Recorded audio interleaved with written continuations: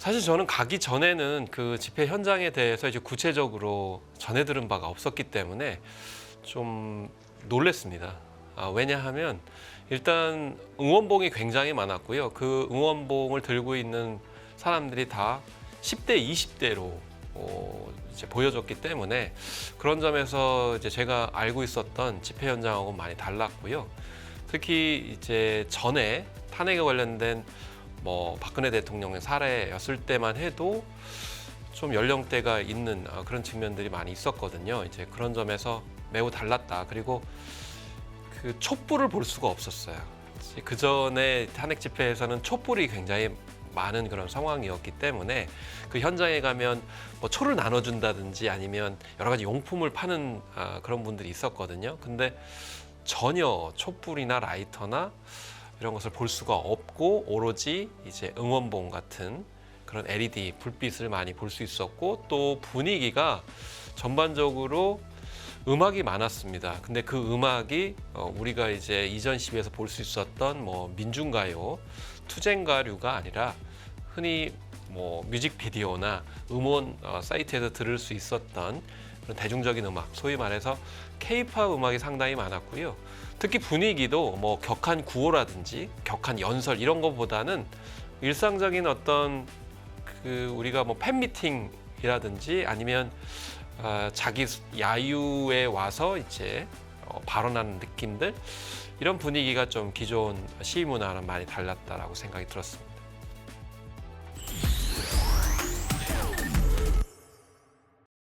네, 안녕하십니까. 저는 김원식입니다. 다양한 사회 문화 현상에 대해서 관심이 많고요. 그 배경과 이유에 대해서 분석하고 연구하는 작업들을 대중적으로 하고 있습니다. 저는 무엇보다도 사람이 중요하다고 생각합니다. 사실 뭐 조지 소로스가 예전에 경제 현상을 이제 예측하기가 힘들다라고 얘기를 하면서 그것은 이유가 경제 자체가 중요한 게 아니고 사람들이 움직이기 때문이다. 사람 때문이다. 이런 얘기를 했거든요. 마찬가지로 집회 시위 문화가 바뀐 것은 사람이 대거 바뀌었기 때문입니다. 그래서 사실 이번에 비상계엄 관련한 집회 이전에는 그 시위 현장을 보면 좌우 진보와 보수를 막론하고 그레이 스타일이 많았어요. 그러니까 약간 좀 나이 연령대가 있으신 분들이 집회 현장에 상대적으로 많아서 더 이상 이제 젊은 세대들은 볼 수가 없었다라고 생각을 할 수 있을 정도였는데 이번에 비상계엄과 탄핵 소추안 관련 시위에서는 젊은 세대가 많이 참여를 했던 거죠. 그만큼 젊은 세대의 참여가 시위 문화를 바꾸었다 이렇게 봐도 지나침이 없을 것 같고요. 특히 어쨌든 집회 현장은 주최하는 쪽이 있거든요. 근데 주최 측에서 이런 젊은 세대의 눈치를 많이 봤어요. 예를 들면 자유발언대를 시키게 되면 자유발언대에서 이제 발언하거든요. 그러면 중간중간에 노래로 의사표현을 해요. 그러면 이제 그 주최 측 사회자가 물어보죠. 이게 무슨 노래냐. 그리고 그 자유발언대에서 호응하는 또 여러 이제 젊은 세대가 있는데 그 젊은 세대들이 또 노래를 불러요. 같이. 그러니까 일종의 이제 떼창을 부르는 거죠. 그러니까 주최 측이나 사회자 입장에서 봤을 때는 그 노래에 대해서 알고 이야기를 해줘야 되니까 자연스럽게 이 집회에 참여한 사람들의 눈치를 보거나 아니면 배워야 되겠다라는 자세들을 이제 불러일으켰다라는 점이 이전과는 다릅니다. 예전에는 집회 현장에서 민중가요 부르게 되면 개인들이 잘 모르니까 따라 부를 수도 없고 안 따라 부를 수도 없고 그러다 보면 이제 집회 참가를 못하게 되고 자동적으로 이제 안 가게 되는 그런 현상이 벌어졌거든요. 그렇기 때문에 집회 현장에 다수가 참여한 인원들이 세대적인 어떤 변화가 있었기 때문에 이제 주최 측에서도 집회의 흐름들을 바꿔갈 수밖에 없는 그런 상황이 됐고 심지어는 응원봉을 요약 정리한 그런 이미지, 그러니까 인포그래픽이죠. 이런 걸 공유하면서 분위기를 이제 바꿔가는 그런 학습의 어떤 분위기까지도 이제 이끌어내줬었습니다. 저는 뭐 그게 K-팝 팬덤 활동을 많이 하다 보니까 자연스럽게 그 문화가 집회 현장에 결합이 된 것이죠. 그래서 이제 이번에 기성세대들이 좀 놀란 것이 뭐냐면 K-팝 팬덤이 총 출동했다 이런 식으로 언론에서도 보도를 했어요. 그게 아니고 젊은 세대 사이에서는 그 K-팝 팬덤 문화, 특히 여성들을 중심으로 당연히 형성되다 보니까 그런 것이 이제 야외 이제 활동들을 사실 케이팝 팬덤들은 많이 하거든요. 예를 들면 웨이팅 문화가 일상화돼 있거든요. 뭐 예를 들면 공연장을 가도 굉장히 길게 줄을 서야 되고 팬미팅 현장을 가도 되고 뭐 예를 들면 팝업 스토어를 간다 하더라도 웨이팅 문화가 일반적이에요. 특히 추운 겨울 같은 경우에는 완전 무장을 하고 뭐 물이라든지 뭐 핫팩이라든지 이런 용품들을 당연히 구비를 하고 야외에 출동하는 거기 때문에 그런 문화에 익숙했던 뭐 팬 같은 경우에는 집회 현장에 당연히 그 복장으로 가는 거거든요. 근데 그런 거에 익숙하지 않은 분들은 그냥 가기에도 힘들고 갔다 하더라도 이제 지속 가능성이 없는 거죠. 그래서 결국에는 케이팝 팬덤이 총출동한 게 아니고 케이팝 문화에 익숙했던 젊은 세대들이 가다 보니까 그게 이제 생활 문화 관점으로 이제 투영이 됐다라는 점을 볼 수가 있는 거죠.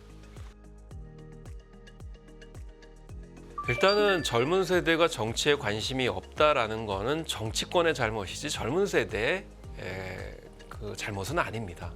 그러니까 생활 정치라고 그래가지고 결국 국민들이 관심 있는 정치 사안들을 표명해 주는 것이 대의민주주의잖아요.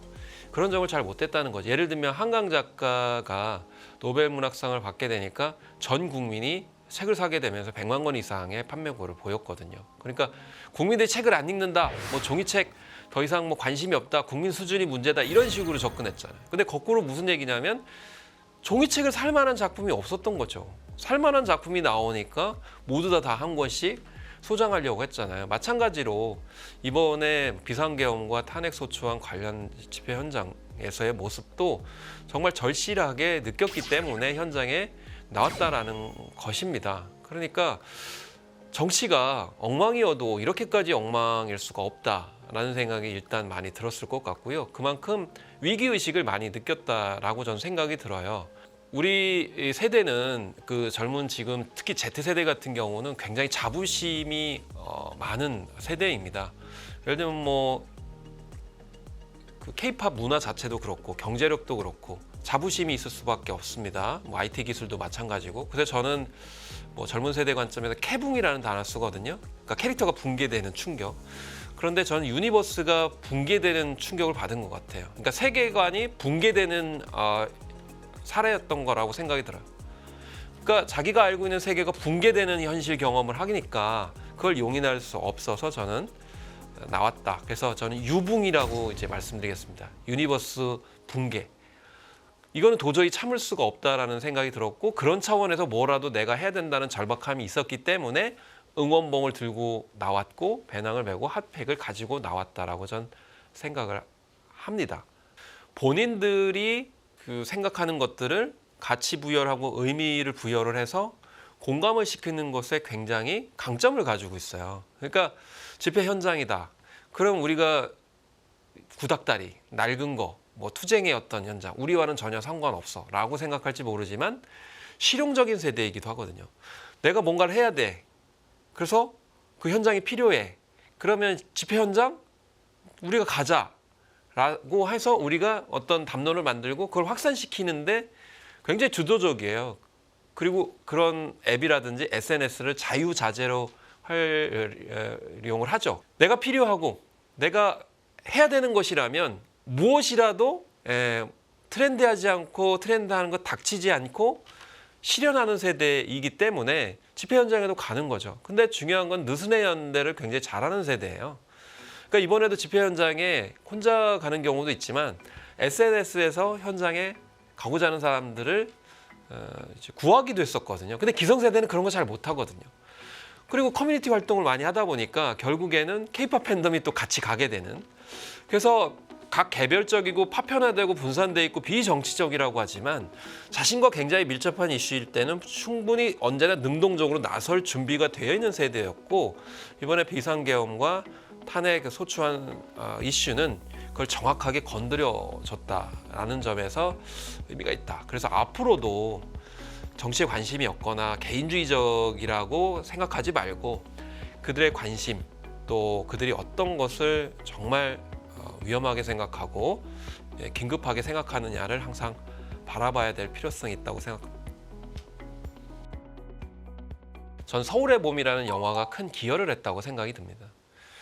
그러니까 서울의 봄 같은 경우는 기성세대와 이제 젊은 세대의 반응이 좀 초기에는 엇갈렸어요. 그러니까 기성세대들은 12.12 군사 쿠데타라고 하면 다 안다고 생각을 했어요. 저도 사실은 다 안다고 생각을 했습니다. 근데 막상 영화를 보니까 제가 몰랐던 사실도 굉장히 많고, 그 다음에 그 젊은 세대가 분노했던 부분은 공정성의 문제였어요. 아니 어떻게 이렇게 공정하지 않은 그런 이제 군부 쿠데타 세력이 한 세기를 기득권을 누리면서 잘 호사를 누렸나라는 데서 굉장히 분노를 많이 했거든요. 그래서 분노 게이지가 올라간다라고 해서 분노 게이지를 측정하기 위해서 극장에 간 젊은 층도 굉장히 많아요. 그러니까 만약에 서울의 봄이 나오지 않은 상황에서 전 비상계엄이 이루어졌다고 그러면 이렇게 젊은 사람들이 많이 거리에 나왔을까라는 생각이 오히려 듭니다. 그래서 문화 콘텐츠의 힘이 크게 전 영향을 미쳤다라는 생각이 들어서 한국이 문화 콘텐츠의 어떤 강국으로서 전 세계적으로 많이 주목을 받고 일정한 효과를 많이 누렸잖아요. 그래서 저는 그 콘텐츠의 힘이 이번에 비상계엄과 이제 탄핵소추안 집회 문화에도 일정 정도 저는 직접적으로 영향을 미쳤다고 봅니다. 더구나 1,000만 관객을 훌쩍 넘겼고, 특히 IPTV나 OTT로도 다 공유를 했고, 또 특히 짤이나 이런 관련 콘텐츠를 많이 봤기 때문에 많은 매체들이 그 서울의 봄의 그 영향을 잘 지적을 안 하더라고요. 오히려 비상계엄이 있었기 때문에 서울의 봄이 역주행했다라는 것만 많이 부각을 하더라고요. 그러니까 오히려 선후가 바뀐 거죠.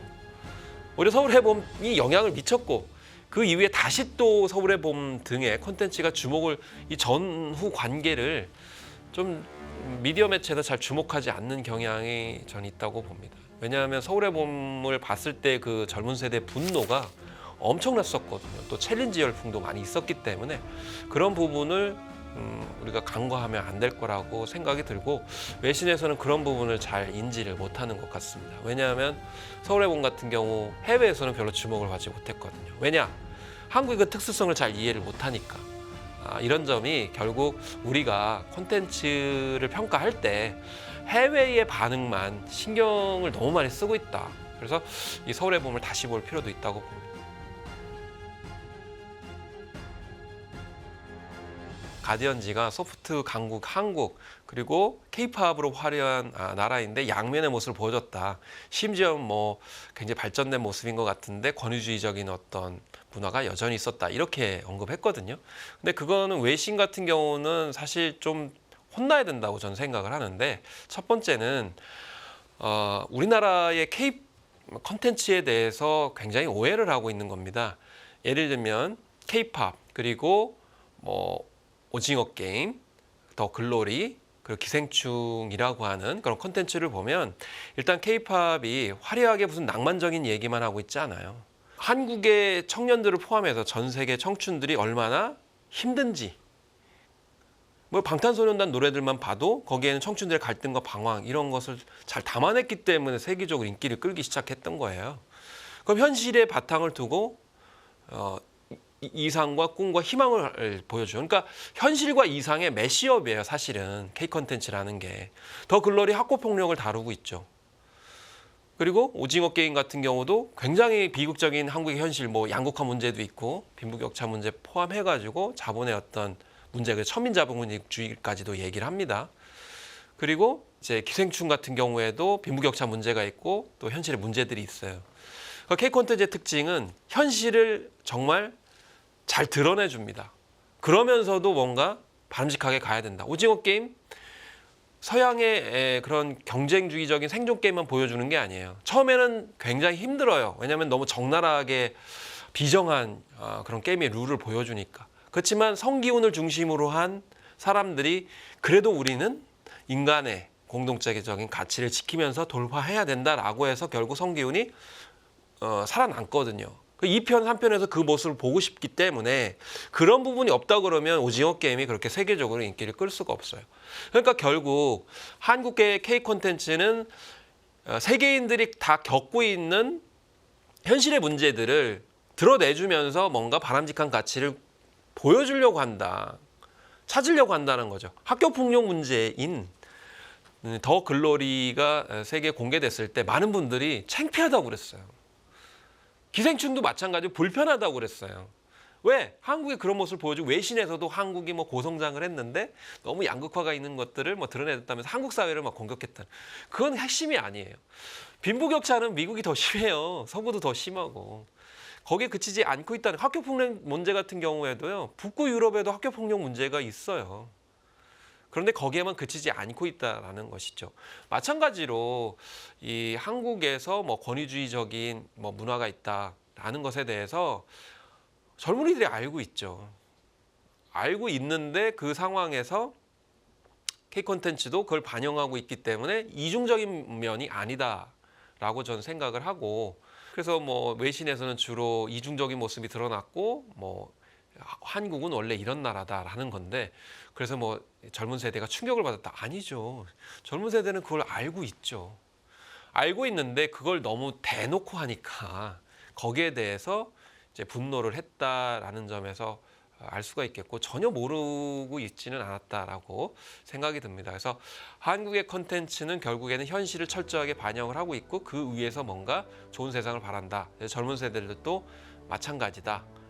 전 이렇게 생각이 듭니다. 그래서 한국이 뭐 이중적인 나라라고 접근하는 것은 K 콘텐츠뿐만 아니라 한국 사회 젊은 세대들이 느끼는 그런 생각들, 분노에 대해서도 좀 오해를 하는 것이다라고 저는 생각을 하고요. 그런 점에서 저는 K 콘텐츠가 전통을 이어받고 있다고 생각을 한 게 뭐냐면, 조선시대에도 민초들이 현실을 몰랐습니까? 알고 있었잖아요. 그거를 해학과 풍자로 극복을 했잖아요. 그래서 해학과 풍자로 극복하는 데 있어서 흥겨움과 유쾌함이 버무려지는 거기 때문에 저는 집회 시위 현장에서도 그걸 느낄 수 있었다고 보고, 사실 집회 시위 현장만 자꾸 얘기하는데 인터넷에서는 패러디 문화가 굉장히 활성화됐었습니다.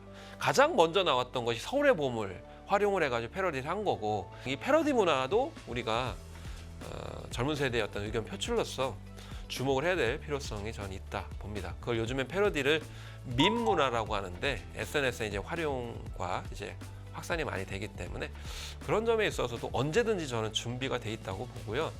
저는 이렇게 표현을 해요. 한국에 대해서 뭐 절망감을 느낀다라고 했을 때 뭐 대통령 3명이 탄핵을 당했다라고 하고 좀 안 좋은 쪽으로 얘기하는데, 저는 그 덕분에 한국의 시위 문화는 근육을 갖게 됐다라고 생각합니다. 시위 문화 근육을 갖게 된 거죠. 그래서 어느 날 갑자기 이루어진 게 아니고 진화의 그런 궤적을 갖고 왔다라는 점에서 그렇게 저는 부정적이거나 우울하게 보지 않습니다. 할 것 없이 금리가 모두 올랐습니다. 금리? 그냥 지나치면 안 되죠. 골을 넣으려면 타이밍과 정확한 계산이 필수적인 것처럼 재테크의 시작도 금리에서 출발합니다. 금리부터 알아야 돈이 어떻게 움직이는지, 자산의 흐름이 한눈에 들어오기 시작하죠. 자산 관리의 첫 단추이자 재테크의 핵심인 금리. 이 한 권에 모든 걸 완벽하게 담아냈습니다. 이제 금리와 썸 탈 준비 되셨나요?